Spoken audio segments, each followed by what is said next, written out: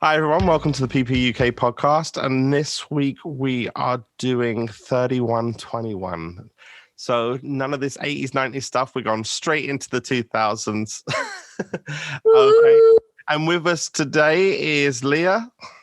Hi, I've got a lot to say about this one. Andy. Hello, people. And Paddy. Hello. Who I believe requested this album. I can't remember who it came from specifically. Leah. Okay, I think it's Leah. Okay, so Leah requested this one. So let's get straight into it. Leah, why did you request this one? This, for me, has so many emotional ties. And I think it's one of the reasons why I absolutely adore this album. Spoiler alert.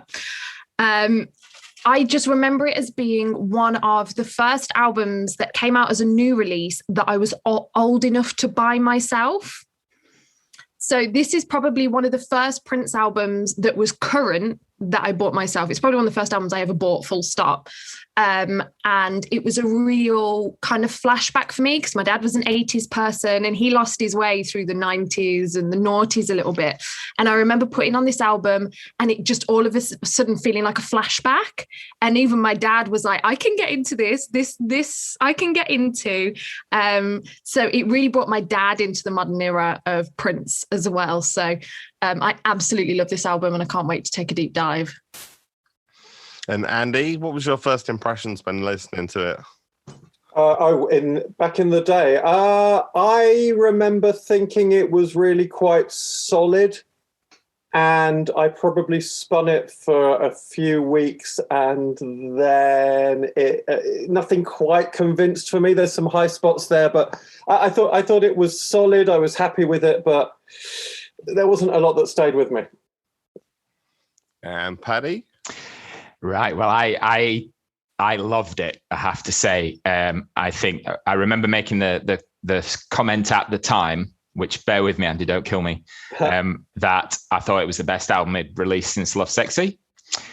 And then I think as time has gone by and I've listened to it more and more, and it's had, how it stands re-listening to, then I would say that the quality of probably Diamonds and Pearls and Gold Experience has not has overtaken that, if you like. But no, my view was all of a sudden there was an album here where he was being eclectic again. There's a touch of the sign of the times insofar as there were different songs with different styles that were much more starkly different from one another. And he was doing a song over here that was a bit of a rock, or a song over here which was minimalist, groovy 80s style pop, and a song over here which was a James Brown jam, and so on and so forth. And bossa nova type thing. I absolutely loved it and still do. I think it's comfortably his best post-2000 album for me personally. Ooh. I won't kill you, Paddy, but I might have to maul you a bit. Oh, okay. What about you, Chopin? What were your thoughts? Well, I remember when I first put it on, just from track one, I was loving the album. I liked it a lot more than Musicology, and I gelled with it. I thought it was kind of like a much more warmer album than Musicology.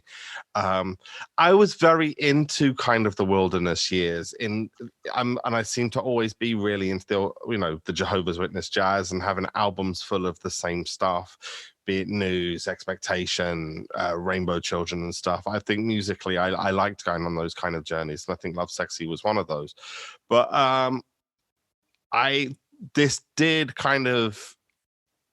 was a well done example of the eclecticism of Prince, like kind of where it wasn't throwing, the James Brown and everything and the synth pop and everything weren't jockeying positions in the same songs. It was just like, here's the synth one, here's the ballad, here's the funk one, here's the, but they all made them gel quite well, and they were all, having Lolita and Ti Amo Corazon back to back is like, they're very different sounding songs, and I think it was quite a talent to make that sound like a cohesive album.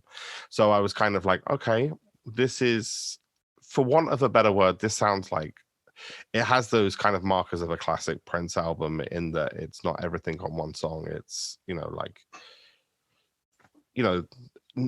he kind of ditched the concepts for a while.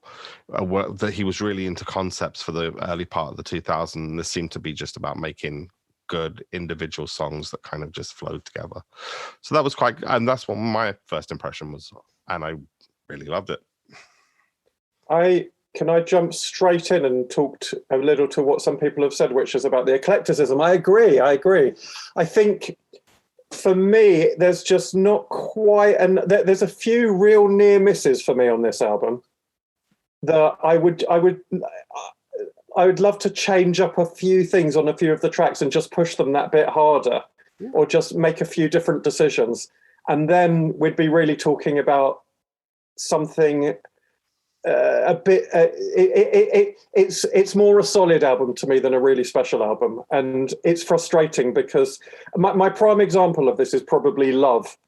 I really liked Love for the first few spins.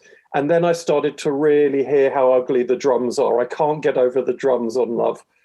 They really spoil what could be an excellent song to me. And there's a few moments like this throughout the album where I just think, yeah, Prince is being eclectic, but he's not doing it with quite the attention to detail he did, back in the golden era. And that's my starting gambit. It's a little bit raggedy. The production is very hit and miss on this album for me. Okay, so let's go into the track by track to find out which ones were hit and which ones are miss. Alrighty, yeah, nicely linked. 3121, the title track, first track. Who wants to take this one on first? Paddy? Oh, what a way to start an album. It's odd. I love the fact that he's using all the sort of whammy detune, just a deep, slow drum and bass groove. It's just a great track, and it's so weird. In a way, it's sort of I don't know if it should or shouldn't work as an opening track, but I think it's one of those things in this particular album, as the album's bedded in, as I've listened to it over time. And I'm not saying this obviously because it's the title track, but it is just the perfect opener, and a great live tune, which I think he's not really giving enough service to in the live environment, if I'm completely honest. I believe this is, I think Michael B played drums on this, right? Yeah, and Sonny T on bass. Yeah, and it's just a unique, strange, deep, slow groove track. And the deep, slow groove is often more difficult, I think, to get right to the ear than other things. So, yeah, absolutely love it. Absolutely love it. Leah? Yeah, I'll go in on this one. I agree with the word strange, and that's what I absolutely love about it. I remember putting in the CD for the first time and that warped vocal coming in and going, oh, what's this? And for the first time in quite a while, I felt quite surprised by him. Because I feel as a Prince fan, you get used to being surprised by him. But so we get used to the little random inflections and little quirks. But this was the first track in a really long time that genuinely really surprised me. It had this weird, almost computer blue type feel about it. Everything felt a little off and a little strange. And I absolutely adored it. I think it's a brilliant opener for the album. And I think it's one of the best opening tracks Prince has on an album. Nothing makes me want to play the next track more than 3121 because it's just full of promise for quite a strange album, which maybe we could argue the album itself isn't as strange as the opening track kind of says it's going to be. Maybe it could have been influenced a little bit more by the opening track, but I think it's an absolute brilliant opener. I'm not going to be popular tonight. The strangeness is something that I feel like Prince was kind of, he used to do routinely back in the 80s. Everything was strange. Nothing was normal about Prince music.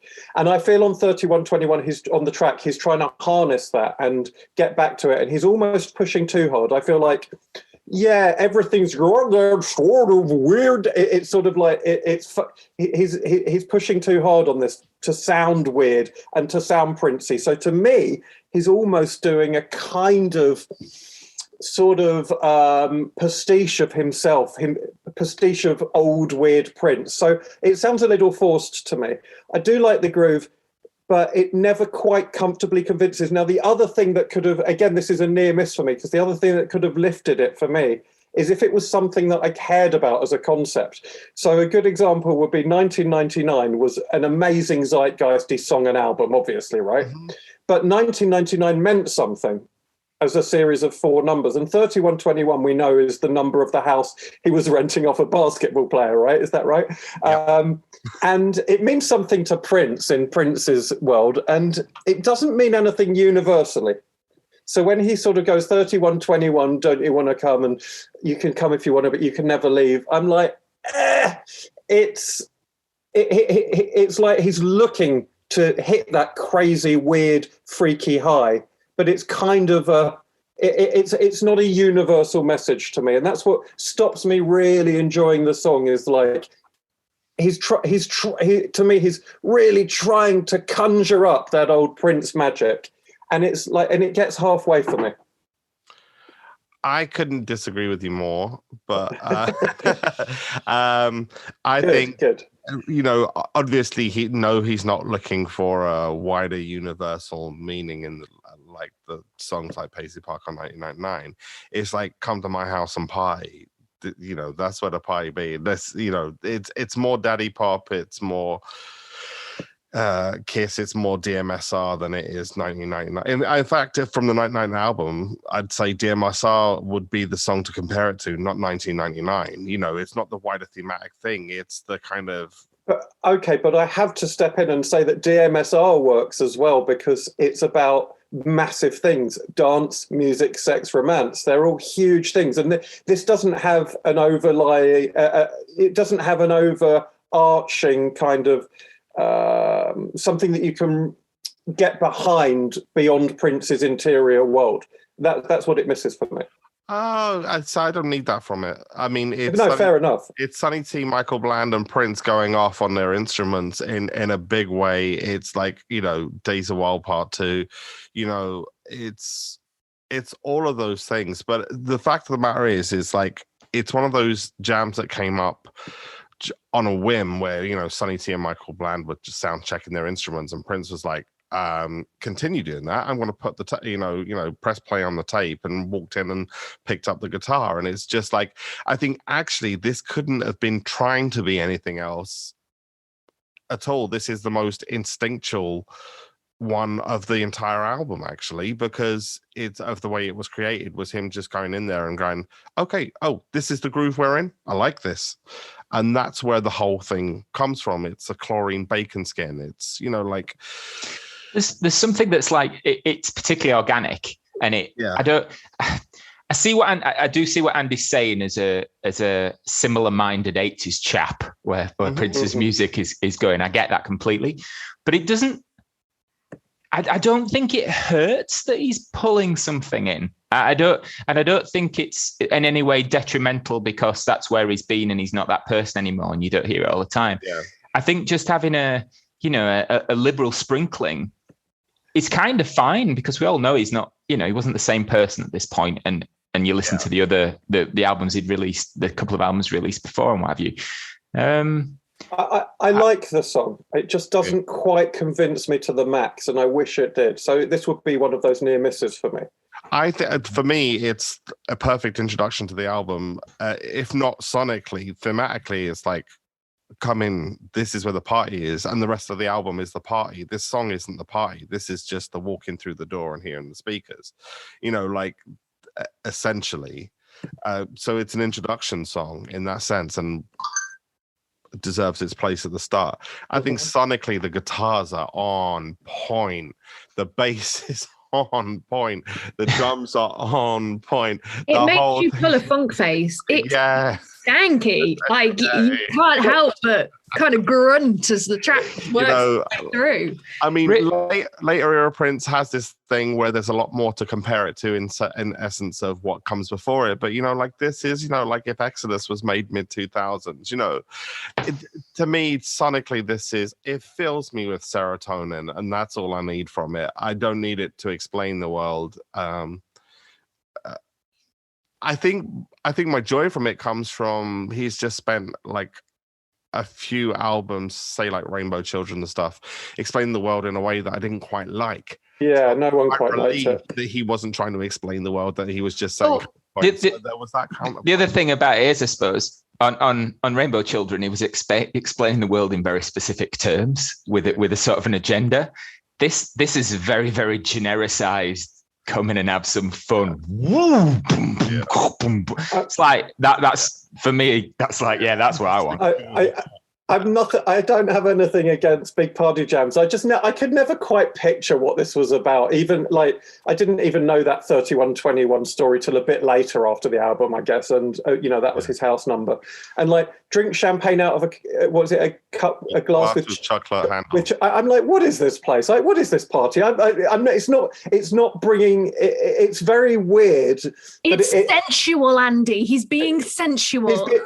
He's again, to me, it's like you're hitting weird notes to set. I don't mean musical notes. I mean you're painting weird pictures to make it sound weirder, but they don't mean anything to me. A glass with chocolate handles. It feels a little bit like one of those machines in Camden Town. But I think a chocolate fountain and dip strawberries into it. Feels a bit chintzy, really. For me, it's a little bit like he probably had them at the parties. Here's you and I thinking he's trying to be weird, and it's like, no, he actually had those. He probably did, but it doesn't mean much to the casual listener, and it just doesn't paint. Like again, I'm going to be mean, but I'm not going to be mean. I'm just going to tell you what I think, but maybe I'm a mean person. But I think it's just he used to be such a master, like in the time songs, which we'll come to shortly, because Lolita is very time. Okay. But in the time songs, he would sort of conjure up this image of big cars and champagne and the high life. And you could instantly get it. It was like, oh, that's a milieu. That's a place he's bringing you to. When he says a glass with chocolate handles, I'm like, this is it's a little bit distasteful, this party. I don't get it. It's a bit cheap. I kind of see it as the same sort of masquerade that the whole Purple Rain universe is. Like when you look around at the audience in First Avenue, he's kind of painting this pretend world that he's kind of building around himself. I see it as a very similar play. Okay, since all four of us have given our opinion on that song, you just mentioned Lolita, so let's move on to Lolita. Andy, you take this one first, since you obviously have strong opinions on this one. This is a time track. This is Prince just going, I want to be the time for a minute, which is fine by me. It's like you've got everything about it, bar one aspect, which I'll talk about in a moment, is the time.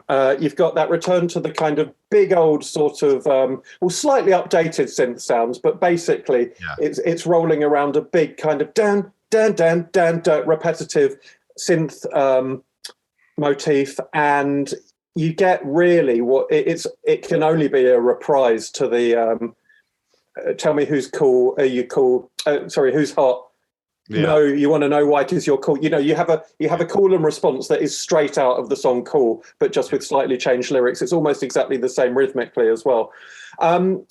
Interesting song in that regard, because he obviously wants to let his hair down. And again, to me, it's like, hey, I want to do some of the stuff I used to do, so I can just do a time song for myself. That's fine.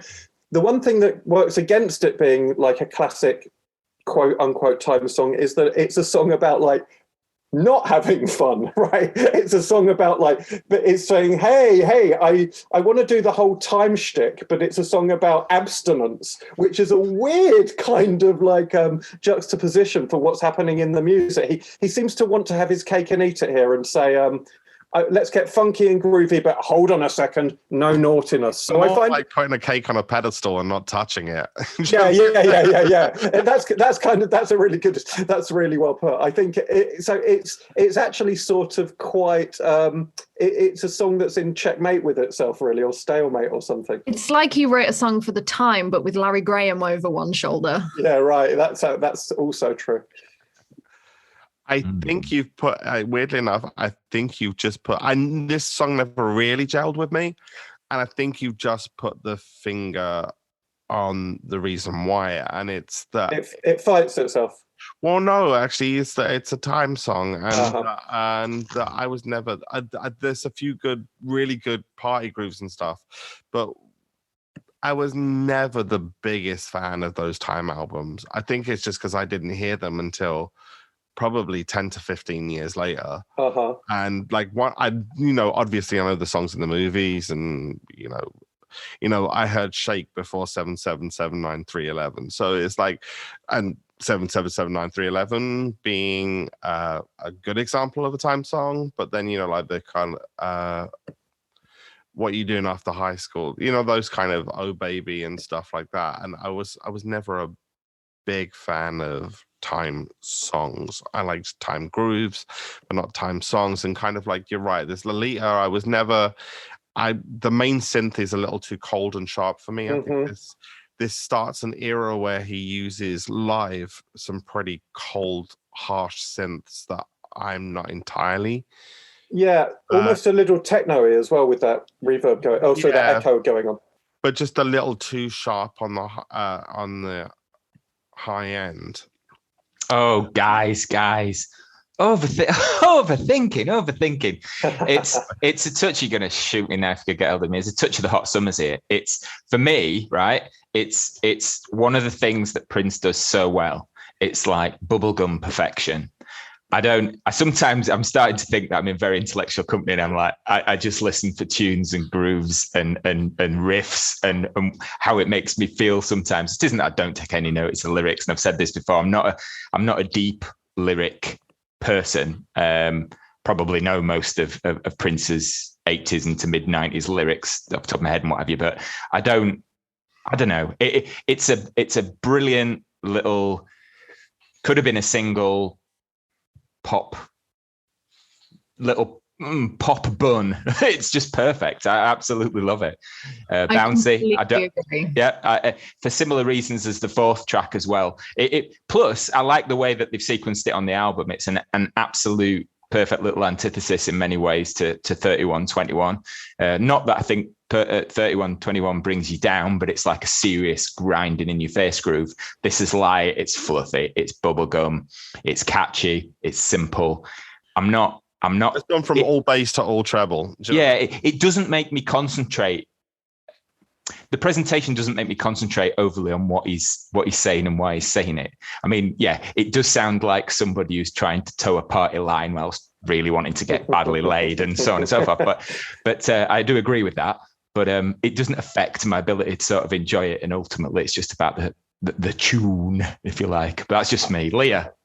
Yeah, I feel pretty much exactly the same way. Again, with this album, a lot of it's going to be quite emotionally connected for me. So what is the lyric? Come here and show me some ID is one of the lyrics in there. And as I've mentioned in previous podcasts, I saw him once legally. I was underage at every single gig I saw him at. So when this album came out, I was like, what? 10, 12 or something like that, dancing around thinking I'm Lolita, So I absolutely love this track. But it is Hot Summer, and I like it for the same reasons as Paddy kind of hinted at there as Hot Summer. It's just easy, it's fun, it feels like a summer song, it's not difficult listening, it's bouncy, and I agree, it's a complete perfect little follow-up from 3121.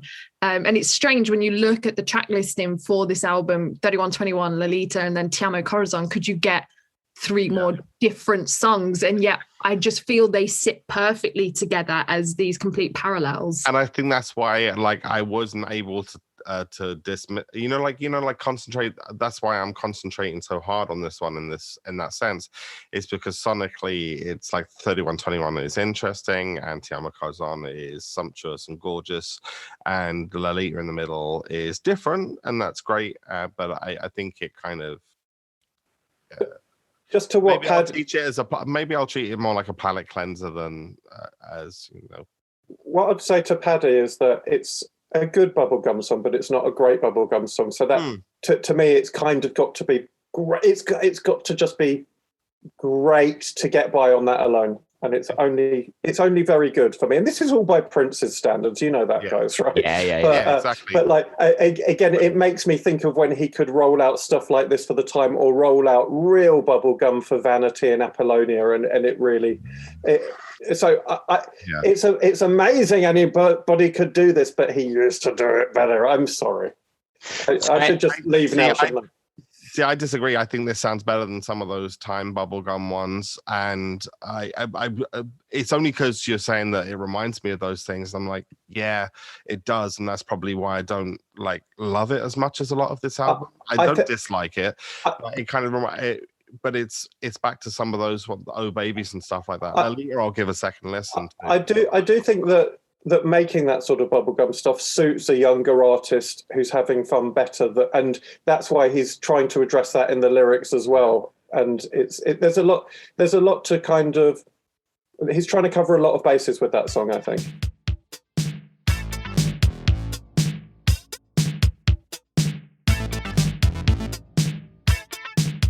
Oh, absolutely. Right, okay, let's get back in this. And Ti amo corazon. Ti amo corazon. Can I take this one first? Go. Claire Fisher strings. I love this. This was the first song we heard from that I think I heard from the album. I think this is brilliant. I think it is a great song. I think it's beautifully delivered.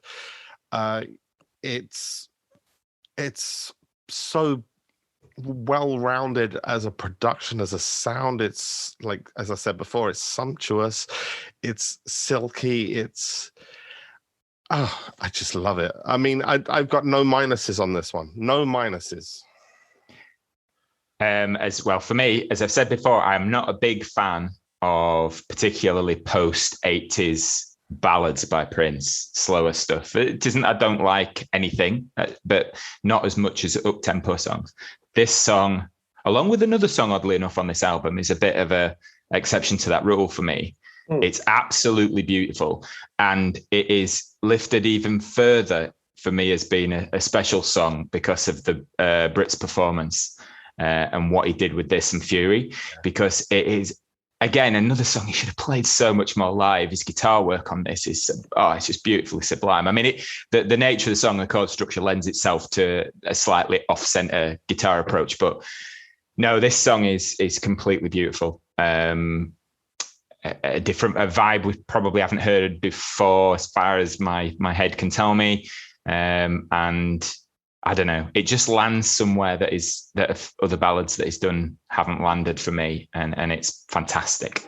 I think the closest sonically before is like Madrid to Chicago or something like that, and even that was more electronic drums versus full band kind of feel. But yeah, I'm with you on, like, I'm not a slow songs person with Prince, but I'm not a kind of love ballad person with Prince. This is gorgeous. Who's next? I'll go. I mean, it's good. It's polished. It's shiny. I'm sorry. Oh my gosh, she's the handy of this one. Only the listeners could see your faces. No, it's beautiful. Everything about it is beautiful, and that's kind of it. I love his ballads because for me there's always an edge, there's always a rawness to them, a slight rasp, like the key change in Adore, and things like that. And they're the songs from him that I absolutely adore when it comes to his ballads. For me, it's a little bit too polished. I think it's a brilliant single. Whenever I think of the song, I don't know if you remember the videos, I just remember seeing Prince's feet and being like, oh my God, I can see Prince's feet. That's never happened before. So that was a complete distraction. But I just think it's almost too nice for me. It's not a bad song. I don't dislike it. But when I think of this album, it's like one of the last tracks that come to mind for me. It's almost too polished. I wish a little bit of the title track had just spiced itself over this song a little bit. I'm surprised at all the love it's been getting. I always thought it was a very slight song. It sounds very generic to me, actually, as a melody. It sounds sort of like, I'm kind of going to be doing, as you eat your dinner in Spain, I'm going to be coming round and playing Ti amo corazon, and you're going to be enjoying a lovely paella over a glass of wine and a candle in a big old bottle with wax dripping down it, a bottle with wicker over it. It's a bit cheesy. I actually think it's not polished enough in some ways. I think this reminds me of nothing so much as a really good Sting song. Sting Sting used to love doing this sort of thing, this kind of exotic Mediterranean kind of business, and I think he actually would have done it straighter. It doesn't sound actually quite. I am going to start liking stuff on this album, but not yet. It's weirdly, it's got too many little Prince affectations in it to make it one thing, to make it purely a beautiful performance. It's got too many little clever bits trying to buoy up something that I think is too slight. It isn't quite tasteful and polished enough to really sell itself to me as a lovely song. So I got to say, this is a miss for me. It also occurred to me that the melody really borrows. I'd like to know what Chopin thinks about this. It hit me that the melody kind of sounds like thunder, Chopes. The verses. So the Which is 2,000 feet above the sea. Yeah, like that kind of. It kind of borrows some thunder. This is neither a plus nor a minus. Just an interesting observation. There's a kind of similar phrasing, but you write 8,000 songs, that's going to happen. Oh yeah, for sure. But that's not a diss. That's just I don't take it for what it is. I can't explain to you or kind of really put into the words why it just gives me all the feels from the from the 42,000 feet above the sea. It's to me, it's like that's where you and I first came to be. It's like one of those beautiful lines, like it's been 7 hours and 13 days, that just kind of plants you in a space, kind of emotionally and stuff, and sitting all alone in an all white room feeling like the color blue. For me, it's like once it starts with a line like that's really nice. I'm here for wherever it's going, because it's like when you start with line like that, you've planted me emotionally and geographically both at the same time. So I'm good for this storytelling, and that's how and also the kind of the reed instruments just kind of in and out of a very slight kind of I'm all of it works for me, because I'm more like kind of like hearing someone tell a story around the fire rather than kind of. Okay, let me tell you a line that does jar for me. The knowledge tree gets in there, and that's to do with weird scripture and Jehovah's Witness stuff, and it jars me. It jars. Knowledge tree is not specifically Jehovah's Witness stuff. I mean, knowledge tree is pretty much anybody that reads the Bible would be talking about the knowledge tree. It sits funny in this song though. It's Prince bringing. Not if you're kind of comparing your relationship to kind of like an Adam and Eve type thing. If you're trying to get back to Adam and Eve, which is what you were saying in Greatest Romance as well. I'm here for that kind of stuff. I can. That's non-judgy. That's about what you're trying to do with the person you're with. That I can kind of. I can listen to. That doesn't jar me out of it, because. Just from a point of view, it's kind of like it's talking about the purity of a relationship. And I know if it was on Rainbow Children, I'd have some issue with it. But here, just putting in a biblical reference, I'm not merely putting in a biblical reference doesn't kind of throw me out. And okay, good. I'm glad you all like it. I'm not trying to make you dislike it. It's like. I think, to be honest, we wouldn't be listening to them at all if we couldn't take the odd jarring biblical reference. So it is what it is. Anyway, let's move on to something which is a little bit more straightforward in its intention, possibly. Go on, Shopes, off you go. Yes. Okay, well, I'm going back to back. So Black Sweat. This is from kick drum all the way up the tracks to the highest synth note. I think it's bliss. It's amazing for me. Love it. Start to finish. I don't need to think too hardly about it. I just need to groove with it. There's no sounds that chuck me out of it. Sonically, it all fits in together. It's one of those ones where it's one of those ones from this era that if I play it with non-Prince fans around, they're still into it. They're not kind of going, I preferred this. And they're like, oh, You know, like it was one that non-Prince fans were going, have you heard this new Prince track? You know, so it was good on that sense. What more can I say? It's just a solid, danceable, put it on a Prince party and you got a full dance floor. Period. I'm sorry, when you said, what more can I say? All I thought was, I really want to play in your river. Do like that song. I really like that song.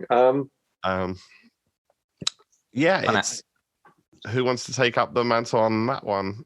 Andy, do you want to go straight after me? Yeah, seeing as I interrupted you in the first place. Yeah, this is a really good song. Hallelujah. I don't think I realised how good this was at the time, actually. We got there. Well, we're always going to get there. I would say she doesn't like it. I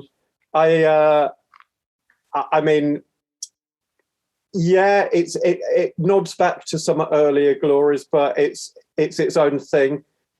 It's really nice to hear Prince hitting hard and being controlled and restrained in this song, and that is a good harkening back to me.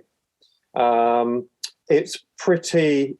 It's just very on point. It pleases lots of people, Prince fans and otherwise, and I'm delighted it's on the album, and I'm delighted he was still making music like this into the 21st century. So yeah, massive 2 thumbs up at last. Yes, we have this thing sometimes, possibly those of us who gravitate more to the 80s, but every now and again you do hear a bit of something and you think, oh my god, there's an aspect of that's the kid, that's the guy. And I heard it in this when I heard it the first time. Don't get me wrong, it doesn't make up the whole thing, but I heard that and it blew me away. In fact, I think I jumped up and down and told my then wife, like, oh, this is old Prince. This is old Prince. He's back. Yeah, a little bit. I may have, as time goes by, you equalize and stuff, but I still think there's a bit of that there. It's simple. It's nasty. That's the point. It's nasty without being overtly visceral, and that's something that Prince can really pull off. But yeah, I mean, musically, yeah, a typical Prince production. You've got a really basic drum beat, a lovely little sort of synth line that only the dogs can hear in parts. The whole thing, it's just absolutely brilliant, and a fascinating one live without the without the loop, with the actual live drums. It's really nice track. But interestingly, live, this is the one where he pulls out the bass to do bass solos on, a lot of the time. It was kind of interesting that, it's like choosing Kiss live to do the bass solos on, and this one as well. It's just like that. Well, there's no bass guitar on it, so what I'll do is when it hits it live.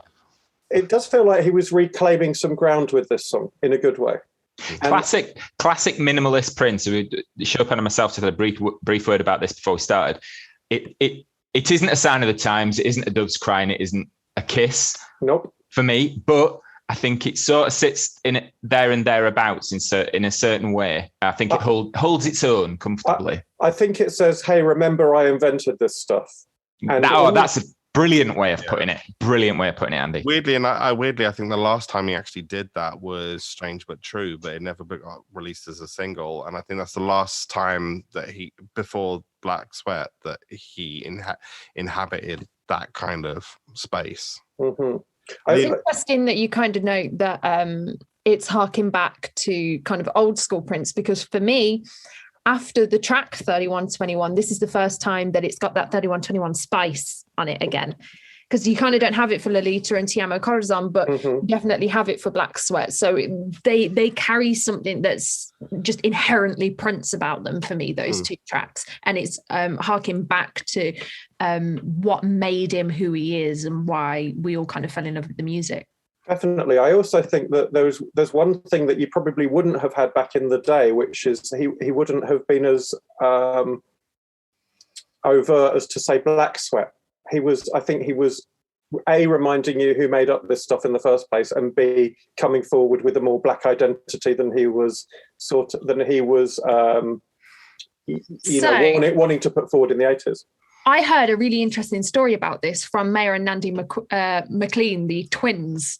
They did a live not too long ago. And apparently the origin of the title Black Sweat originally didn't stem from that. Apparently they were in a dance rehearsal and Prince was getting sweaty and he hadn't washed all his hair dye out of his hair. So the twins halfway through were like, Prince, what is that dripping down your face? And it was hair dye. And that's where the Black Sweat originally came from. It got twisted lyrically and evolved, became what it later was. But the actual phrase initially was from that dance. That is interesting. But I mean, absolutely. I think, but you know, he knows what it means to have black in the title and to say Black Sweat. So he's using that as an inspiration. But actually, like he, you know, clearly played around or obfuscated his race in the 80s and, you know, played fast and loose with all sorts of notions. Exactly. Thank you. Yeah. And then in the 21st century, he started to reclaim or, you know, stake a claim to a black heritage and to support black causes more overtly and stuff. So this song does a lot of great work and it's proper minimalist, hard-hitting Prince. So yeah, I think that's a big yes from everyone, right? Yeah, that's good stuff. Okay, Incense and Candles. First time that I remember him using autotune. Yeah. Can you remember any other autotune songs from his since? Yes, there are songs that have used autotune since. But not in this way, not in the kind of share the believe kind of way. Yeah. This is in a creative way. Yeah, exactly. This stands alone, right? In that respect, I think. Mary Shackles way. It's you know, is around at the time kind of way. So sorry, go. I was going to say that dates the song instantly, and I think even when Prince used this, it was quite a dated technique. It didn't seem like he was ahead of the game for sure. 3 or 4 years old by this point, yeah. Well, he started rapping in the 90s, so he's like... True. Wait a minute. For me, this is a bit lightweight, if I'm honest. This and One Other Song are probably my two at the bottom of the, in brackets to be understood, pile of Prince songs on an album, close brackets. But yeah, a little bit throwaway. I don't dislike it, but again, it doesn't do tons for me either. So I'd probably just leave that there. Leah, you seem to have a disagreement on that one, so that's kind of... I really rate this track, and I feel like looking at all the little squares on my screen that I'm going to have a bit of a fight on my hands. I really like it. Hang on, when you say little squares on your screen, what exactly do you mean by that? Everyone's little squares. No, I was implying there was a little bit more of attention, but go on.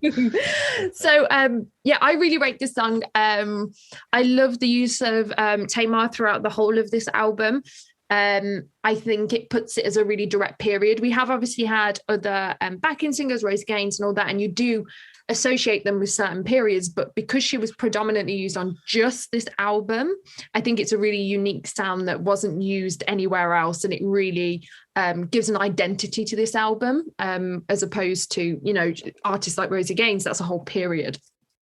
So I really love the use of that. It feels like almost chanting the mantra kind of throughout. I love the whole thing again, and it's got that 3121 spice on it. I feel like I'm in the 3121 kind of club nights, just grooving.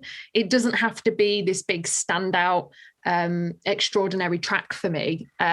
It's just kind of enough on its own. But I absolutely love it. It just makes me think of Purple Velvet and the inlay to the album with the pictures of the 3121 house. It just almost feels like the theme tune to all of the artwork that the whole album encompasses for me. Andy? Funny little song, really. Mostly, I'm tending more Paddy than Leah on this one, I think. I don't... it doesn't do much for me either way. I'm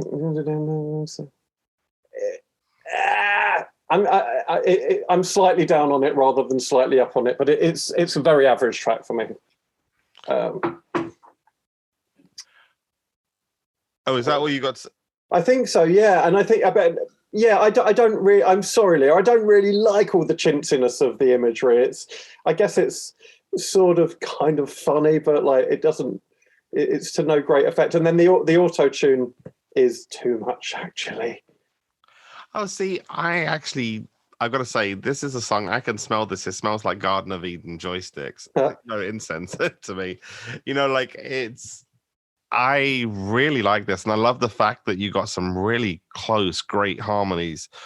Like almost like because he's used auto-tune, he's trying to prove that he can, prove that he can actually sing. It's like, not that he actually needs to, but like you got this kind of, when he says lines like willing and able, and he's like willing and able, it's like a big group, this really tight group vocal that sounds lush to me. It's really kind of, it's got this kind of weird kind of percussive, it's smooth, but it's percussive. It's easy. And it's got a lot of nice space. I think it's better than I think it is. It's not as, it could be quite claustrophobic, but it sounds like a boudoir with the windows open as opposed to closed. Do you know what I mean? It's I don't know. I've no musical or kind of big picture reason for this to work for me. I just settle into it very easily at the start and smooth, and I'm good by the end. And there's some really beautiful vocal moments, group vocal moments. Even when he does the kind of the rap thing, it's really nice how the whole thing just starts to bounce and then goes back into. Yeah, I quite like the double beat where he starts rapping. That sounds like he's got, my darling. Let's go outside. That sounds like he's got an idea. It's just like, okay, like we're like part in the middle of this thing, and then smooths on out. I think I don't know if it's something that requires as much discussion, like that much discussion. I just think it's like a little candy drop of sound, and that it works for me in that level. A palate cleanser. Not even that. I think palate cleanser. A candy drop is not a palate cleanser; it's a flavor. To me, it's like a little sweet treat, and I see. A little bit of velvety chocolate, and then back. Fair enough. The one thing I will say about it is I do like his use of the auto tune in it. It's neither over nor underdone, and it's used to a nice creative effect in the context of it's very overused holistically everywhere type of thing by that time. But yeah, I kind of like what it does with it, but I don't love it. I see what you did there. Did you see what I did there? I see what you did there. Can I go first for this one, please? Of course. After that, yeah, you have to. I have no choice, really. No. This is a really, really strange song for me because I have a really, really odd opinion of it, which is not criticizing Prince or anything. It's just something that my mind will not let go. And when there is something sort of quite nasty about this tune when it starts, the little pitch bend stuff, no, and it sounds like it's gonna. So at the point where it goes, da, da, da, da, da, da, da, da, da, when it goes in that direction, I'm like, oh no, it's gone like a little bit too sweet and sweet and major for me. And I'm sort of like, what I want at that point is some really nasty funk guitar to kick in, or even a little bit of a sort of a low in the mix electric riff or something. And it was as if for me it's a, and again this is a very very, very subjective thing, I appreciate. But it just felt as if it got to this sort of fork in the road and went entirely in the direction that, having loved everything up until that point, I really didn't want it to go. And I've never been able to get away from that with this song. Now, that isn't to say that I don't like it. And as a piece, it's okay. It's bedded in. But, oh my goodness, I would have loved if it had gone nastier in the other direction is all I'll say about that. So it stands as a very... It made me react in a way that no other Prince song out of these hundreds and hundreds of Prince songs has ever made me react before. So it's kind of special to me just for that, because it prompted this sort of diametric thing of, don't go that way. And it's a strange thing. And that's all I'd say about it. It's very hard. I think it really works. I think it really, really works. When you look at the lyrical content, it's kind of this love-hate thing. And I love that it kind of goes from this more aggressive to this sugary, more bubblegum feel. It feels like the kind of emotional thing he's trying to convey, if that makes sense. But this is that song for me on the dance floor when you're at a Prince party or something, and it's like halfway through the night or getting towards the end of the night. It's that song that you sing with one hand on your chest and another one pointing at someone across the dance floor. It's that song. And I flipping love it. It is one of my favorite songs on this album. When I'm cleaning the kitchen, this is what I'm screaming on the top of my lungs. Like when I'm cleaning the sides, this is my jam. I absolutely adore it. I love the kind of two different emotional sides of it. It's funny you should say that, because this is one of the songs I've often thought to myself, if we did this live, I'm sure it could do something. Just do the same thing. Obviously, you would never alter a Prince song. Obviously. But just, I don't know, orchestrate a certain way. I don't know. Anyway, that's very, very presumptuous. It could be really. I get what you mean. It could really have that funk face kind of throughout it. That really gritty feeling. But I think for me, it would lose the essence of kind of the lyrical content of what it is putting across if it kind of stayed. Oh yeah. It has to be throughout. It has to be what he intended it to be. I mean, yes. That goes without saying. Or strike me down. Andy, I'm fascinated. Go on. Yeah, I have a similar. You've identified something that bugs me about it too. I don't think the real sort of minor funk one note aspect of it, then going to a big chorus, a big major chorus, quite gels actually. And the drums, as I mentioned earlier, really. They're too ugly for me. They're not the right sort of ugly. They're not hard in the right way. But mostly this song just reminds me of a Michael Jackson track. The verses especially, like, stop telling me what I did. It's very, very similar to sort of, your typical sort of don't do this, why you want to trip on me, leave me alone type Michael Jackson. I've never thought that, but now you say it. It's really Michael Jackson-esque to me. Yeah, I suppose. I love those Michael Jackson songs. Yeah. And if you think, but if you take those Michael Jackson songs, they do have a melodic bit, like, oh, absolutely. They don't care about us. There's the lift, and I think the lift is there for a very good reason. The lift is there. It's musically describing what the lyrics are saying, like a bird flying over the hilltops. It's like you're lifting up. You're kind of, and then you're back into the serotonin of it. And from a dance point of view, there is not one sinew in my body that doesn't love dancing to this. Not one sinew. Because it's like you got that ripping, and then you've got. In terms of that lift, what it does while you're dancing is a breather, and it kind of clarify. It's kind of like it's an opportunity to dip back in and give it a double punch. It's like, because if you stayed on it just becomes like there, but it gives you an opportunity to whatever you want it to be.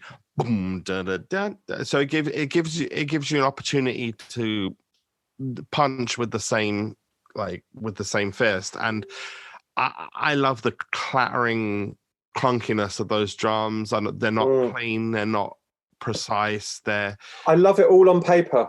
It just doesn't hit the sides for me. See, I love it all physically. However it sounds physically, that song is a physical memory for me more than it is a sonic one. And I have to go, it's from a kind of dancer point of view, it passes the test in that I don't sit still. And from my point of view, that's check. Even that lift makes me move in a different way, which is fantastic. 100% agree. Yeah. From like something. So I guess what we can get from this is it's a love album that keeps me satisfied.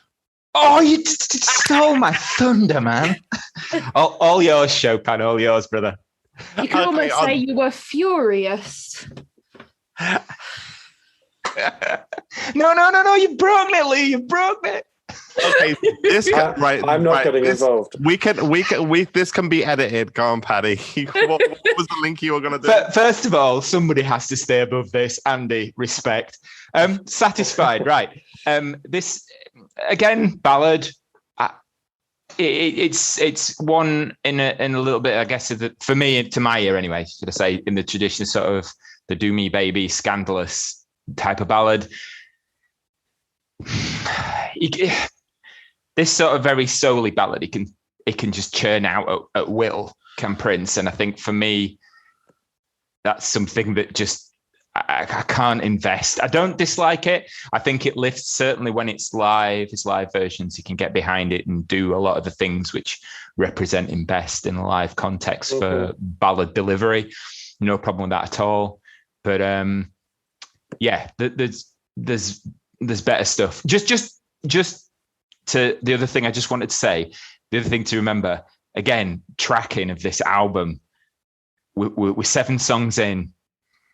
And again, eclectic. Different. Everyone that we talk about, we're outlining things that make them different. And that in itself just makes me tingle. Love it. Yeah, here's where I think, to be quite honest, I could say the same thing about On the Couch, Somewhere Here on Earth, and Satisfied. They're pretty much the same song. To me, is it a diss? Maybe it is, maybe it isn't. I mean, it doesn't do much for me. Standard kind of bluesy ballad. They're interesting live because he does interesting things with them because he's a consummate showman. But if you're talking about the album, it's okay. I mean, the live versions, like on Indigo Nights, with the kind of, she's a cockeyed woman, like all of that kind of stuff, that was great. Like when he did the thing at on the 21 Nights, when it's like, learn to use a toilet seat, if it's up, put it down. Like all of that stuff was great. But on the album, these songs, I think, kind of they're, and unless I'm purposely listening to the whole album, these are these kind of songs are my skippable tracks. But I'm sure, I'm sure they're great for somebody else, but they don't do much for me. It's interesting that you put it in with On the Couch, and what was the other track you said? Somewhere Here on Earth. Somewhere Here on Earth. I wouldn't put it with those. I would put it with Scandalous and Insatiable. Ooh. Yeah, Insatiable goes. Yeah, definitely. For me, they have the same effect on me, whether that means I just particularly like this song more, which I think I probably do. I absolutely adore it. I love it's slightly more sexy than I would say On the Couch or Somewhere Here on Earth. It's got a rawness to it that I think those tracks not lack, but I think when in comparison to Satisfied, lack. And I really love this song. And that might also be to do with the fact that I waited for hours watching the entire American Idol show because he was rumored to be on. And he came on and did Lolita into Satisfied. And I remember sitting for hours. I never watched any of those shows. I wasn't into them at all. And me and my dad were very anxiously kind of waiting for him to come on. And if you remember, there was the whole, no more special guests for tonight. And then he just barged on and it was brilliant. And I absolutely adore it. That and Lolita, when I think of this album, are the 2 songs that come to mind for me. I'm mostly with Paddy. He can do this stuff in his sleep. I think it comes to life more in a live setting because it's essentially a comedy song waiting to happen. He needs, live, this became hamming it up, being the kind of old funky. It's like, this is a soul ballad or a sort of gospel soul ballad sung by the guy from Chlorine Bacon Skin when he's old and gnarly himself, and he's playing that kind of, I'm kind of old but wrinkly, kind of sexy. And it's a comedy song that doesn't push itself on record. It surprised me. I enjoyed it more than I thought I would re-listening to it for this podcast. But there's many times he did similar stuff better. I think it takes On the Couch to me because On the Couch never seems to get quite started. I never quite understand the shape of On the Couch at all. I almost drift off by the end of the first verse on the Couch. Corner sofa. Sorry, corner. Yeah, exactly. Satisfied. It's corny. It's intentionally corny. It's funnier live, so it's better live. I think it's ironic because the last thing it leaves me is satisfied. You're right, for sure. Well, I mean, sorry, I was just going to say, like, when you can phone it in like that, and it's still just like it's effortless. It's not great, but it's just like, again, Prince was he was a victim of being so good at so many things. How do you make it sound sincere every time? Yeah, I'd agree with that. It goes back to it's like the sausage machine. Is this one for him? He can just pop them out, and and they're all of a quality. And again, completely play to a lot of his strengths live as a balladeer, a sultry, wide-ranging voice. Absolutely, but by Prince's heard lots of them. Yeah, generic by Prince's standards. Yeah, which will leave some people furious. So I'm just going to keep going with this. So yeah. Fury. The way that this song is pitched on the album from a sonic perspective, it really makes me think of I Could Never Take Your Place, Your Man, because it's like a sort of a breezier driven pop rock tune that when you hear it live is bang. In the similar way as I feel about I Could Never Take Your Place, Your Man. The version on the album is quite breezy. It owes probably more in a way to Raspberry Beret than it would Peach, but when you hear it live, it's in your face sort of thing. Performance. Yeah, that's where I was going. Oh, sorry, no, actually, I was going to stick with the Brits. Oddly enough, yes, the Saturday Night Live performance, brilliant. Yeah. But for me, those two at the Brits were utterly killer. They were so strong that the fact that Wendy and Lisa were on the stage with him, I think the first time since 1989 in Minneapolis on the Lovesick tour, that. I think somebody can probably correct me, but the fact that, it all dropped down and she played the first chord of Purple Rain, I burst into floods because of what it meant to me. But on rewatches, the power of those two songs at the beginning, they equalize that. That for me, that was, I was going to say his best, and I'm sure I'll think of something that I preferred more. But even with the 80s stuff, that 4-song set was one of the most superb, perfect bits of an artist presenting two distinct ages of his stuff in a medley that I've seen since Queen did what they did at Live Aid. It was absolutely fucking stunningly powerful for me. And I really, really liked it rather a lot. And Fury is a good song. And he can churn those kind of rock songs out. But yeah, it works and it stands. It fills a certain place on this album and it does it justice. I won't say it's stupendous as a song in its own right on the album necessarily. But for me, I just can't not hear those live ones and have those connotations. I don't know the live performances, so I have to just go from the. You've never seen the 2006 Brits. You've never seen the performance, Andy. I'm not. I honestly not sure that I have. Okay, we're gonna have to get treats for Andy. Treats for Andy. Well, yeah, I'm going to go from. I've probably seen a performance of Fury on something, probably the SNL one actually.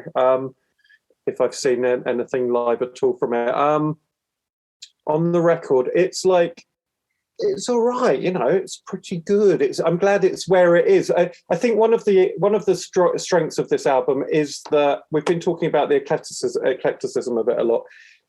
And I think it was Paddy at the start who said that it holds together as a set, or someone said that. Well, I'll say it now. It's an impressive. All the pieces are in the right order, because Fury needs to come right here at this point in the album as the kind of doorway to the end of the album. It's really. I think that's what's impressed me about the album as a whole, is that it doesn't just feel like a bunch of stuff at all. It's got a really nice shape, and Fury really helps the shape. It doesn't overstay its welcome. It's good enough, and it does what it needs to do to propel the album into an interesting sort of more generous ending. It's a nice bolt. It's a nice shot in the arm at this point in the set. So yeah, I'm for it basically. And sorry, yes. Sorry, Andy. No. I think it's really in keeping with the sound of the rest of the album as well. I've always kind of described it as a slightly angrier Lolita. So when you think of the keyboards running through it, it feels like a slightly angrier Lolita to me. So it stays on that kind of vibe, but it's amped up as we start getting towards the end of the album and we start getting the harder and funkier, more riff-driven tracks at the end and more groove-driven. I absolutely adore it. I love it.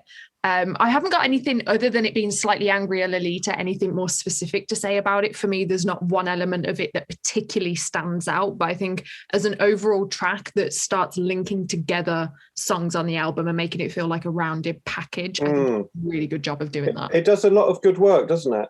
Yeah. This for me is possibly why I skip Satisfied so much, is because this song I love. I mean, it starts a really good section of the album, and live presentations aside, there's loads of these songs where I could say the live version is better or whatever, and I mean that's a common theme throughout Prince stuff anyway. But the on the track studio version gives me the life I need, and the guitar flourishes, the interesting little chords, the from start to finish. I mean, it's just like start, a lot of energy, stop. You know, it's perfect. It's I love it, absolutely love it.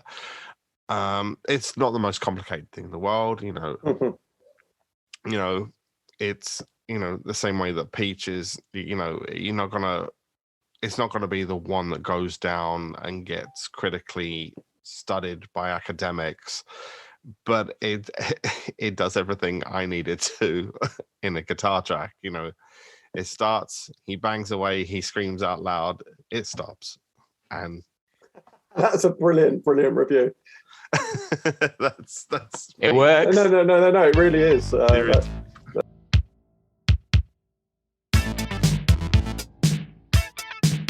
The word.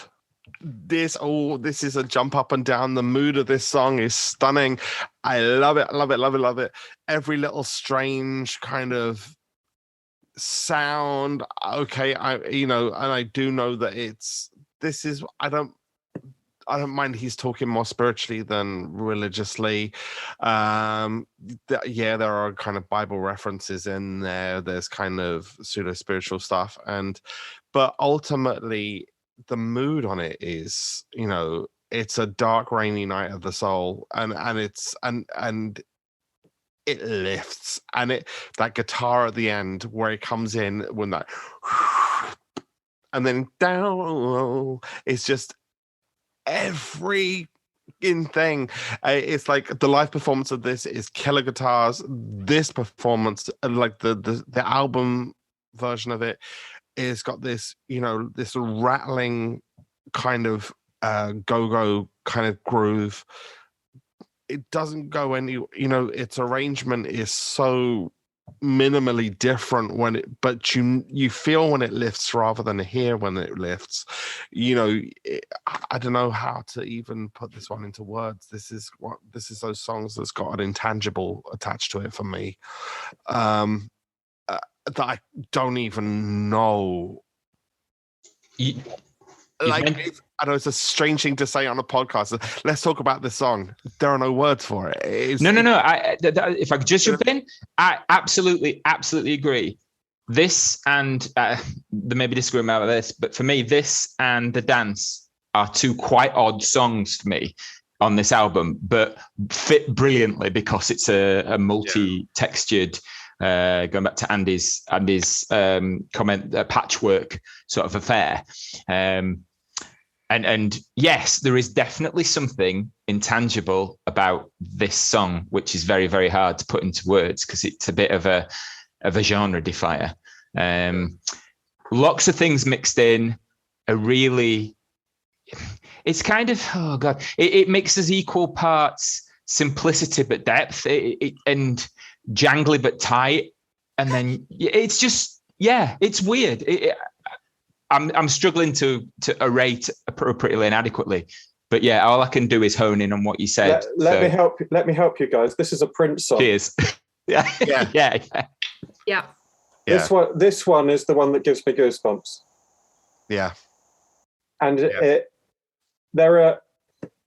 if I could change one thing about it, I'd change the synth saxophone. But really, this is the one.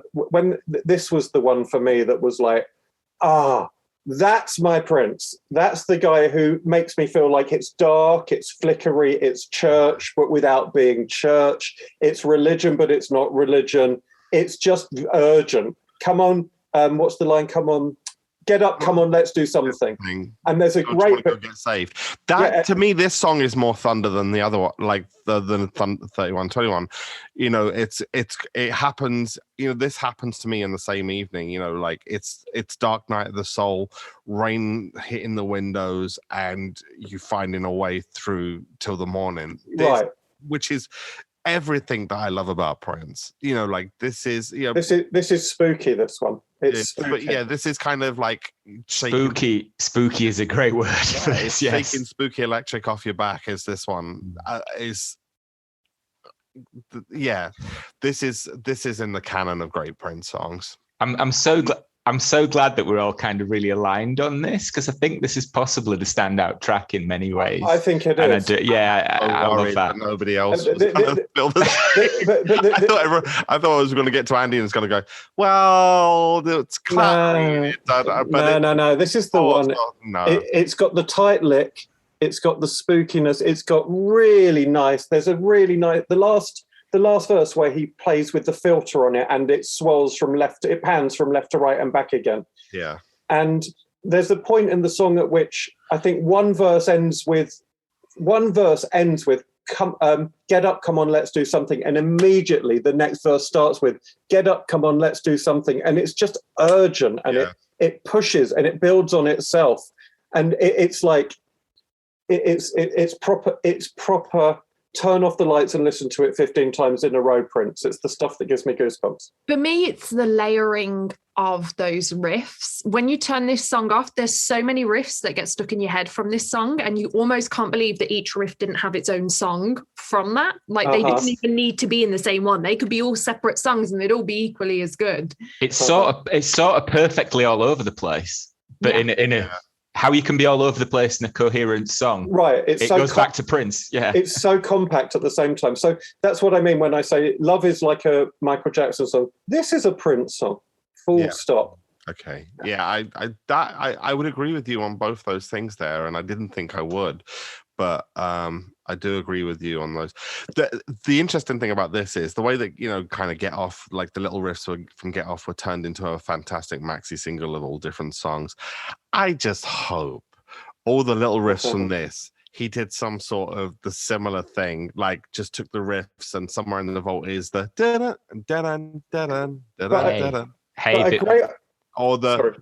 and you know there's that kind of those chords that go yeah you know, like, oh my god, like 3121 deluxe edition 15 years from now could be something quite stunning, possibly. Sorry, Andy. I was just going to say, great observation from Leah about so many riffs, and that's what used to amaze me again about Prince in my golden period in the 80s, was how many musical ideas and how many hooks are used just once even in a song and thrown away, and other artists would kill to just have that, and they'd use that to build an entire song on it. And Prince could literally, in his heyday, on a 12-inch version, have 20 ideas that could have built other songs from. And so it's great to hear that, you know, people are picking up on that in this little chunk of excellence. It's a great song. I always think of it as very electric blue flickery or neon blue. It's so atmospheric. It's proper Prince goes to spooky church, and that's my favorite. It's a dark night in the neon city, you know, it's a dark, rainy night in the neon city when this was recorded. Do you know what I mean? Like, it's urgent and it's about the soul. Again, it's a good example for me of you don't have to understand or care about every reference in it, but it evokes something that is universal. It's a desperation and a longing for something more.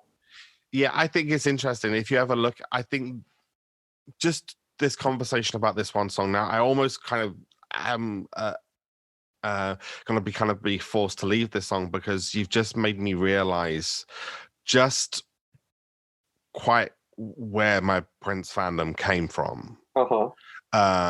In terms of, like, because it took me back to Thunder and quite what it was about Prince that was so, I mean, because I got so into the kind of the broader ideas of Prince and, fandom and this, that, the other. And ultimately it was a bad time and a good song. And somehow or other, that good song made it through the bad time, and I think that's where I became, Thunder was that song for me. There were other songs, Anastasia, there were other songs along the way, but this was one of them.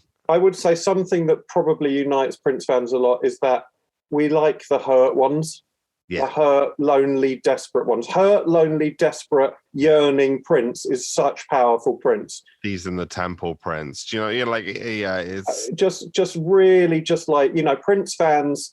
Let me speak for some Prince fans, many Prince fans, not all Prince fans. I think we're we're in our heads a lot as a species, and Prince talks to that and that yearning for connection and the loneliness that's the flip side of that. And when it's interesting how this one little song has galvanized the whole discussion here tonight, because it's the one where I think we can all agree that's where Prince comes together for us. I love you guys. I'll never be lonely again. Right, some link about us all feeling beautiful, loved and blessed. Exactly. Blessed to have each other. We're beautiful, loved and blessed to have each other. Well, good. This song might be better than I thought, because it doesn't sound terrible after the last one. So it actually might be better than I give it credit for, because it just comes after such an amazing track. Yep. So, and it's the needed lift after that. This is the rain after, or sorry, this is the sun coming out after the rain. Yeah. Do you know what it is as well? We were talking about how the word is so unbelievably Prince. The fact that Prince doesn't take the lead on this track so much is almost like a breather, a little bit of a break from that very intense Prince moment. Definitely. Yeah. Interesting. Well, can I jump in? I love this song. Yeah. Absolutely love it. And like, as far as I remember, it's the only real standout on Tamar's album. Anyway, I can't really remember. Maybe I'm not doing that album Redhead justice. Stepchild. Well, then I haven't listened in long enough and should do. But anyway, this is great. This is Prince doing something he can do really well, but doing it really well. Tamar brings a really nice sound to this track. Their voices work beautifully together. I think what Leah said, having a refresher after the word, the fact that Prince's vocal doesn't come until the second verse, and when it does, you're so delighted to hear it again. But you're delighted because you've also heard it in relation to Tamar's vocal. I always saw it as an almost translation of Young, Gifted and Black as well. That's lurking in the background of this. Beautiful, Beloved and Blessed. In my head, that was the inspiration for this song. It's he's putting forward a black talented protege singer, or a black talented singer in her own right, and Beautiful, Beloved and Blessed has that little rhyme of that uplift and that I think interesting. I think this is why I don't miss that wider message on 3121, the opening track, because actually we get there, and from an album point of view, the album gets there and has those. Oh sure, I mean sorry, it's not like I just that's just a side note to me for this song. I think it's a good message and everything, but I think most importantly, the song absolutely slaps, as they say these days for me. And I really love the two little minor breakdowns in it. And the first one comes when Tamar does her little kind of speak rap. And it's just a beautiful example of Prince making a little creative bridge. It's not quite rap, it's not quite speech, but it's got lots of little backing ups of herself mirroring herself. These are all orchestrated by Prince, clearly. So this is Prince just designing a funky little run for Tamar, and then it also goes out on a nice little minor, return to the minor. And I can't tell you how much I like this song. It's pure class. I always wanted it to go on a little bit longer because you get that acoustic guitar kind of come in at the end. And I always just wanted another minute out of it. I just wanted to sit in that jam for a little bit longer. I hear that, but I also think Leave 'Em Wanting More is a prime example is the little bit of acoustic guitar at the end of Forever in My Life. You want it forever. And it's just like, no, sorry, I've just been brilliant. Bye. Yeah, I suppose you're right. And maybe it's something that... I'm trying to think. I think I've only seen one performance of Beautiful, Loved and Best live, but I think it's definitely a live track that could have been extended into a really, really interesting jam. Yeah. For me, for somebody who doesn't like I'm not sure this is in my head, for some reason, I forced this in as being a ballad. I don't think it's quite a ballad because I think it's a little bit more upbeat. And again, this isn't my natural go-to, but it's that chorus. It's absolutely beautiful. Yeah. I think Tamar on this is the mixture. What she adds and gives is absolutely perfect. I like what Leah said earlier. To have somebody who's on just the one album, so there is a little bit more ownership as opposed to I've used this person, I've used Sheena Easton again on Arms of Ryan, or I've done this, or I've done that. It's like. There's some weird kind of sort of ownership, and I know obviously they did an album together in this song, etc. But I don't know. It works for me in a way that which surprises me a little bit. But I think it just comes down to the fact that for me, it's an absolutely beautiful melodic little chorus with a sort of slightly more up-tempo ballad-esque tune, and I really, really like it. Really like it. Yeah. It really is a good song. It's that outro groove is fantastic, and there's just little vocal moments, like where it kind of breaks down to just drums and him going, like you rescued me from the darkness. Like the way he kind of like sings around that is. There's some beautiful little moments and some nice little subtle kind of stuff happening in the bass. It's really it really feels committed. And I think I've got to I just have to say, Paddy, you no one has ever been so right as you were right when you said what a beautiful chorus it is. It's so beautiful. It's a beautiful chorus. It's a really underrated track, I think. Yeah, it was definitely the chorus that hooked me into true appreciation of the whole song. Because to say it's not my natural habitat, this type of song necessarily, but yeah, I adore it. It's lovely. Love it. Shall we have a look at the dance? Let's dance, baby.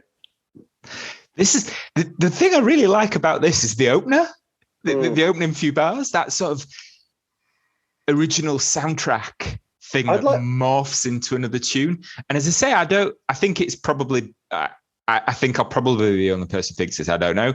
But something for me does equate with the word in the oddness, the word and the dance. I don't think it stands out anywhere near as much as the word, don't get me wrong. And it's certainly because of the words, Brownian motion, things that are going on. The dance is a lot more of a linear thing. Towards the end, it starts getting a little bit more interesting. But again, there's something about these two songs which feel like a bit of a pair for me on this album. But again, I couldn't quite put into words quite what that is. And as I say, I love the beginning. It just, I don't know, that little there's like a soundtrack vibe at the beginning before it goes into the song proper.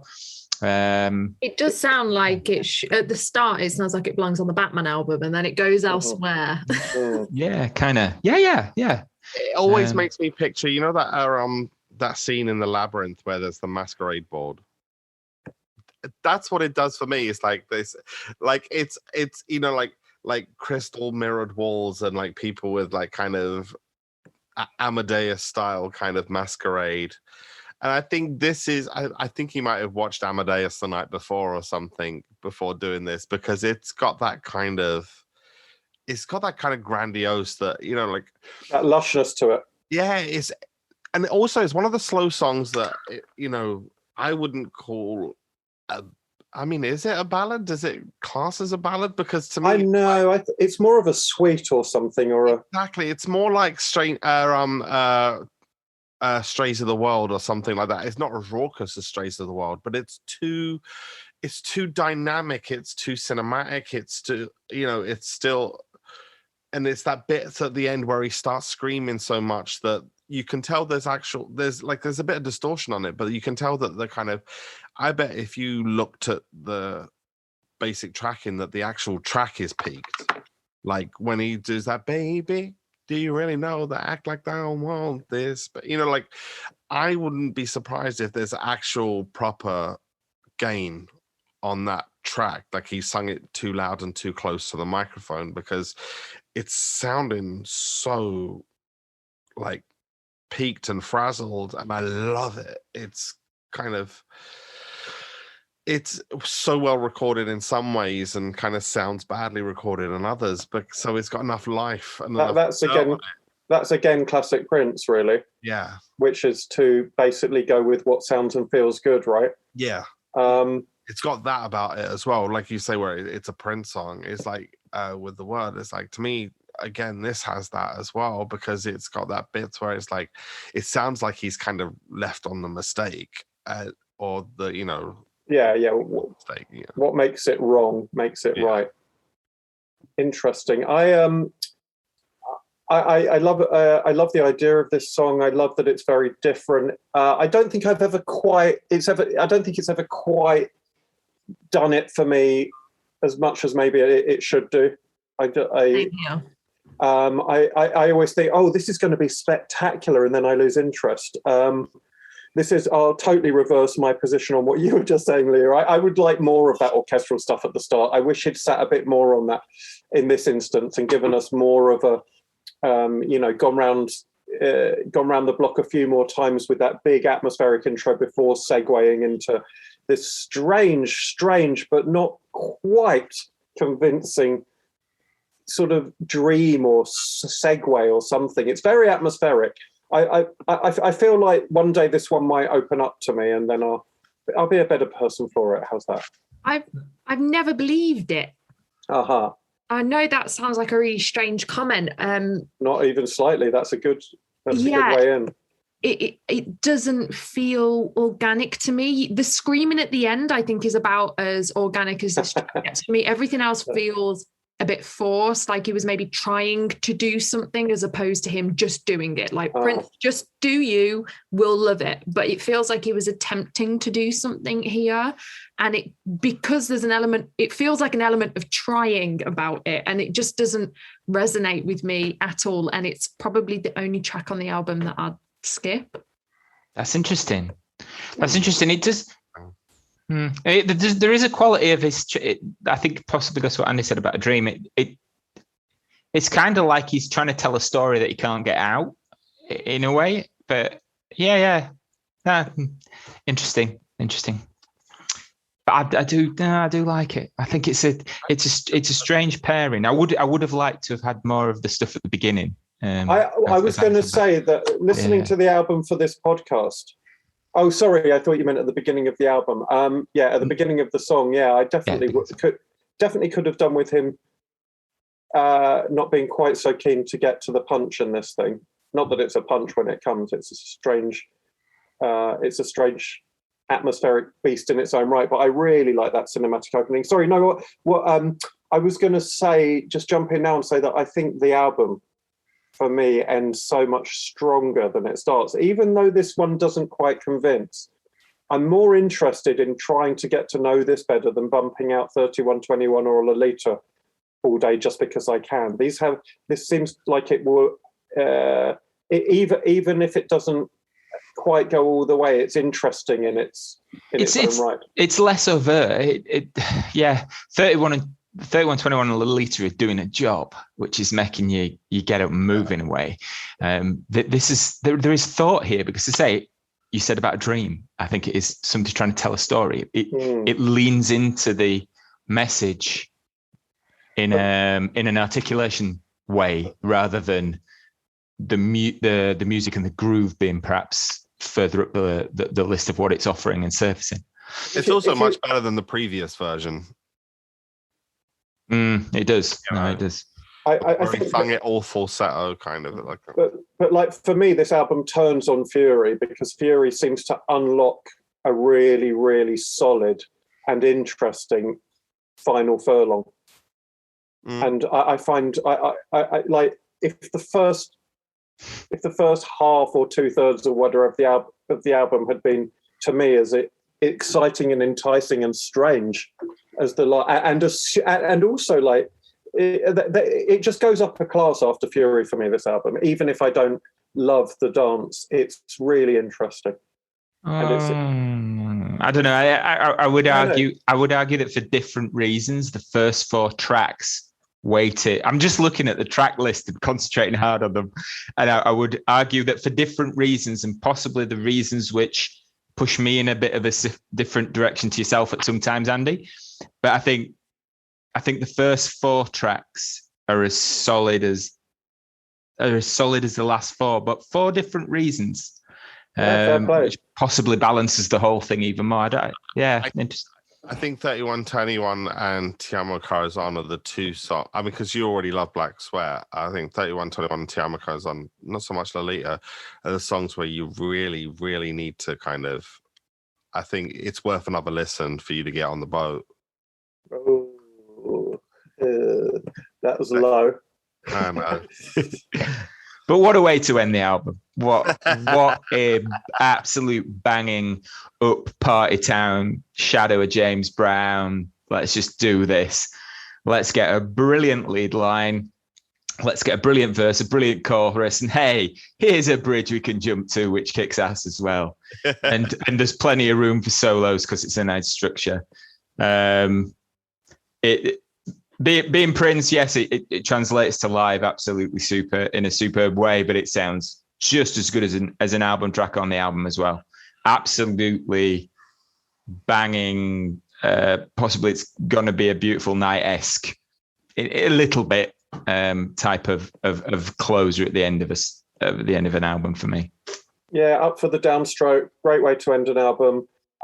Didn't think much of it back in the day, to be honest. Massively, just because again Prince can do this stuff, but this is a good example. This is a good song. I was massively surprised and pleased to find out how good it is on listening again for this podcast. I just dismissed as I overlooked is a better word. I'd overlooked it because I know Prince can do this stuff. I've heard him do it many, many times before. This is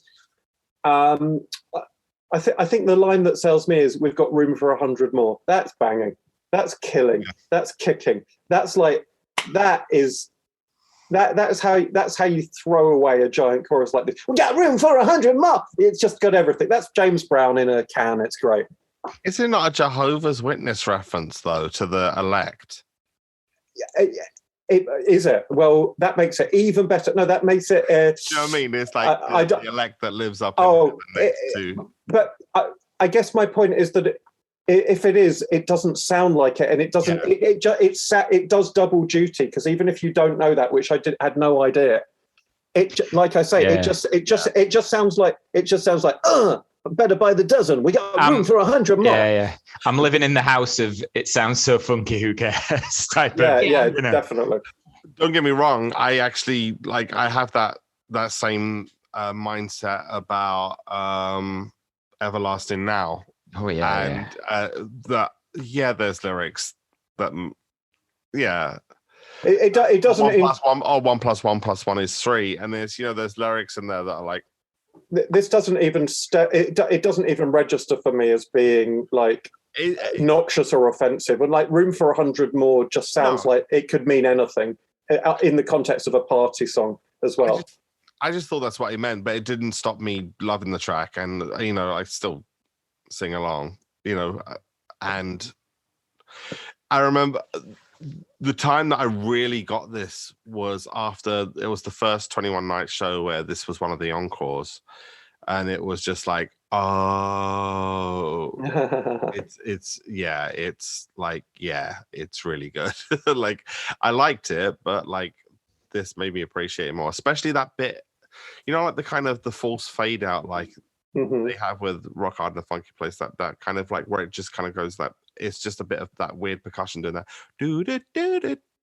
Yeah. Like at the end, it's just like such a cute way to end. It's like an album like this. It was really good song. It feels like he's had a marching band and they've just walked off into the distance, and you're kind of watching them go. It's nice to remind the listener that this is people making music, because it's so slick and effortless because it's Prince. Yeah. So when you just break it down to a few people drumming, and there's almost an overt message in there for me, which is just like, hey, these are people banging on stuff and blowing horns and plucking strings. We made some music here. Yeah. It's a kicker live. It's an absolute kicker. It's such a party track. But I remember actually, I think the first time I heard this out of big speakers was the London boat party, when we were on the boat and we were loading people onto the boat. And I just remember being stood on the boat going, yeah, if I'm going to hear this song in any context, this is it. Yeah. But I think it's the perfect closer for the album. I don't think I'm looking at the track listing now, there's nothing that I would put there instead of it. I wouldn't switch orders. I think it's the perfect closing. And when you compare 3121, the track, with the closing, you've got kind of this very isolated opener with this really open, all doors, all the windows open, breezy, funky track that I think you can see the journey it's kind of taking you throughout the course of the album. What's your overall takes on the album? Who wants to go first? Paddy? Okay, go on. Sorry, I got to jump in. So yeah, it was an interesting time for Prince. We'd had the 80s, we'd had the 90s. Rainbow Children wasn't for everybody. It was niche, brilliant, superb, but niche. North, South, East, West, niche, not a commercial, not a commercial release.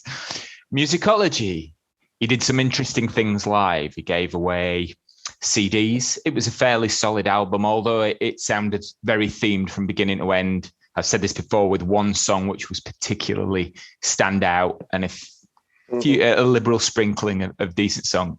Just my opinion. And then this lands, and for me, this just was like, do you know what? I'm still here. I can still do that thing. I can still do that thing. I can still do that thing, and I can still give you a box of different tasting delights. There you go. Lest you forget, I can do this, and that's how I felt about this album. And again, just moving forward a bit more, Planet Earth, I always felt was a similar thing, just not as qualitative. It was another reasonably eclectic album, and these two as a pair, I'm extremely fond of. But for me, after the millennium, 3121 is, I think, the best album he released, and I really, really love it. Special place in my heart, this album, in a big way, because it really, My Hero was, and that's bullshit. There's an aspect of My Hero landed, and I could hear it through the speakers. That's not overly profound. Just there were things, and I'm like, oh, thank goodness he is still there. And I know, this idea of he throws things away that other people would make a career out of. Yeah, and he's absolutely right. He just gave one or two little things out there and said, you might think it, and occasionally, I've got to plow my own furrow, and I might disappoint you, and that's kind of your problem. I'm an artist. This for me felt like, all right, here you go. And God, do I appreciate it now he's gone, this album, especially. Yeah. I think this talk has really made me appreciate the shape of the album quite a lot, actually. And I think it's much more, I think the overall level is way higher than musicology. And I happen to like some of the highs in musicology better than I like some of the highs here. But I guess you've got me interested in going back to this album and listening to it a bit more than I have to. I haven't probably listened to it for years. So I find it a hard one to talk about. Even now, even in Scents and Candles, which I find it hard to talk about that and have much to say, but there is stuff in it that intrigues me more than, and I don't quite know why. There's more to it than meets the eye. I have rarely been less articulate about a Prince album than this one, so that's probably something in its favour. It's confounding me. I'm so glad that I kind of threw this out as an album for us to talk about, because it's one that I think so many people forget about. It's not talked about that much in the community at all. And tracks like The Word and The Dance, I was really interested to hear all of your takes on it. And I'm so glad that I have, because it's made me realize that, oh, okay, we are on the same page. Like, I'm seeing the same thing that other people are, because the community don't talk about this album, I think, as much as they should. I think it's a complete masterpiece. I do prefer it to Musicology, as you said, Andy. Not to say that Musicology doesn't have some incredible tracks, because it does. But for me, I would say this is my favorite album between 2000 and Artificial Age. I'd say Artificial Age I maybe prefer more than this personally. Yeah, me too. It's a really special album within its time period and within Prince's career. And it feels, I agree with Paddy, very much so like, yeah, I've gone off and done my own thing. I've been self-indulgent for quite a while, but here's just a reminder. Yeah, I can still do this. There you go. Have 3121. And I think it came at a perfect time just to reassure, I suppose reassure is the right word, the fans that this side of him is still there, and that he hasn't completely left the masses, because I think this is a far more commercial album than a lot of what he created up until this point in the more recent period. Yeah, I appreciate this album as a kind of, it's kind of like a distilling of someone making peace with their past, as well as kind of learning how to, like with the early 2000 stuff and all of the kind of J-dub conversion stuff, like he didn't mince words. He was kind of quite evangelical about it, but then with this he learned how to integrate all of those things that he believed and reconcile them with the way that he makes music. Like say Lolita is like he's still abstaining, but he's still doing it in kind of funky way. Like it seems more. That's a fantastic point, Chopin. Fantastic. It was he wasn't. There is. He's saying he's still giving bits of messages, but there's no vitriol. There's no preach. There's no ordained minister type approach. It's in the context, in the same way as we had the songs where, okay, I'm not a teenager shagging all the time. So, but I can still go to that place musically and make you feel like that and do these songs. It just feel to be like a convergence of him being comfortable with the various strands of what make him him at this time. Yeah, it's a grown-up album. Yeah. Sure. And he's kind of he felt. It sounds like he's very much at peace with a lot of things. Yeah, it's and not just kind of thematically, but musically as well. It's like it's got a confidence to it that I like. It's got a, sonically. I'm not so sure I would rate it as highly in that era as everybody else, but then I kind of like some of the conflicted stuff and some of the other stuff around it. Like I said before, I'm quite a fan of a lot of his Wilderness Year stuff, more so than some of his well thought out. I don't know if that's just being a contrarian or just genuinely actually kind of appreciating it. But it's a solid album. Again, I think it is, although there are some fantastic stuff on Musicology,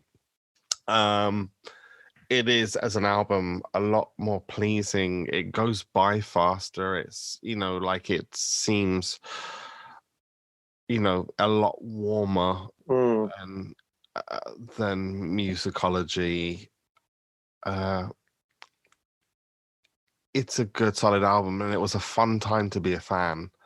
And it was a concept that he didn't dump very quickly. This concept outlasted 3121, outlasted the next album. He was still doing stuff with, Vegas runs, like he's promoting Planet Earth, but the after show is called 3121. I think part of it is because it genuinely got in the charts without any kind of trick.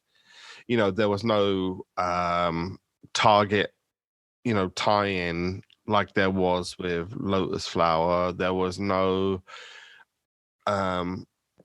giving it away like there was with Planet Earth 2010 or Musicology. This was purely sold in the shops and still got to number 2. So, I mean, that tells you something about the strength of the album and what he thought about the album. So, the album got where it got without kind of like cool marketing trips or Prince being the next, vanguard of the music industry. It was just an album he made and he promoted and he sold, and it got where it got off its own back, which is interesting, which shows you it had commercial prowess. And to me, it's like ends the kind of discussion. He could still make hits till the day he died. It was just what's the point? He'd done it before, and it kind of bolstered his claim that, like, why am I going to do that again? So he found a way to do it his own way, and that was kind of interesting. And that's what I get from this album.